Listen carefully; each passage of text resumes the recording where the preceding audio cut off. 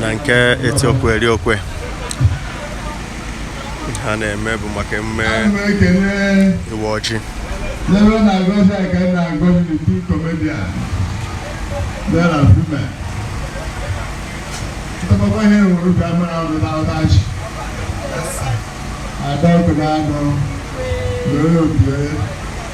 Chineke gọziri ọkụ na-arụ ọzọ agwụrụ mmemme ụlọ ụmụ a na-ewute ihe ebe ahụ ebe a na-eme mmemme dịka ugbu a ka enwuru ihe na ọdụdo maka na ete ebughe ihe mmiri ka anapụ azụ Chineke bụ agọzi nke ahụ ọzọ ga-aka nke n'ụwa na azụzọ ndị niile hapụ ihe a na-eme bịachi ka agụrụ ọya nwoke ọ gara ya na mma dịka ha ji ọgwụ bịa a ga-ejikwa ọrụ wee na a na-ekwu okwu a n'afọ igwe arụsị agwa nke n'ugwu ọkụ anọ na-achị ọnụọbụrụ na ya ka m na-eji n'ọkpọkọ m na-ekwu ya bụ ka anyị ga ekpere nwanyị Chineke gozie ndị ile bịara ka eme ha n'udo na ọrụ echi niile ga-aka mma na anaba nke nna nke ọbụla nke mmụọ nsọ.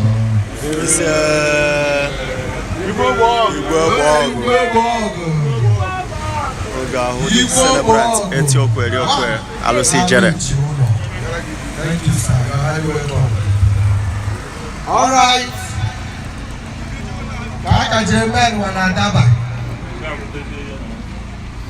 All the celebrants on our Wajitata Alusi Jere.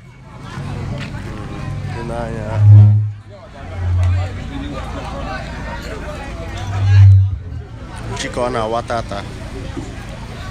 So the Kalisia Brothers Club. Ugwu na Nkanu.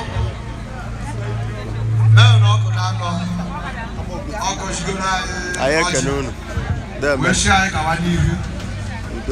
DJ Social Club.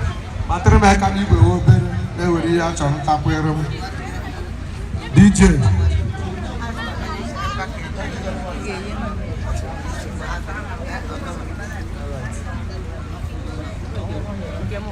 Unguchakwa egu na yemu nke.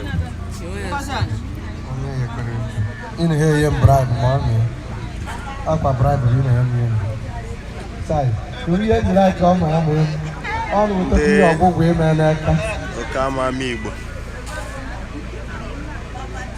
Eba no ba Amigbo Akegbe. Na Nkanu West Local Government Area, Enugu State. Okay. Biko asumi ya data mo ubena kai dadi so obere oge ona awara age ukechi awapa waji man bebe bi lo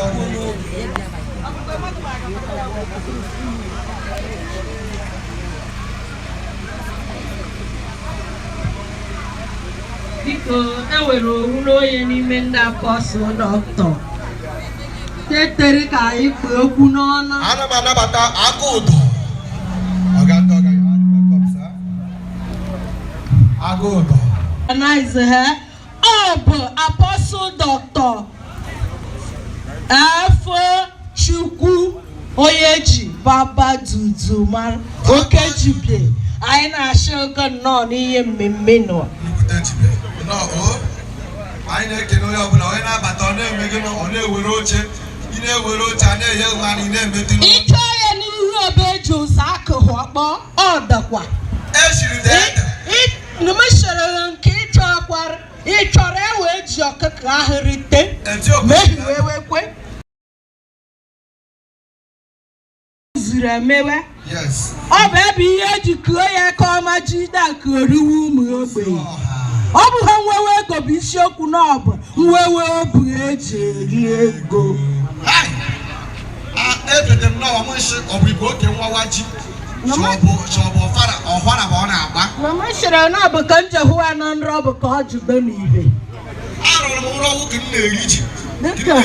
Ị maara? Ọ na-asị nriri ji nri ihe nrọ bụ n'ọbụ ndọ. Maka ahụ kawa ndị mma ya erime. Ndị mma ọka werikwe nnebe nke ha yiri. Ndị mma ọka hụkwa ndụ nke ha yiri abịa yewe mmadụ. Okay, biko unu ya unu efufego chi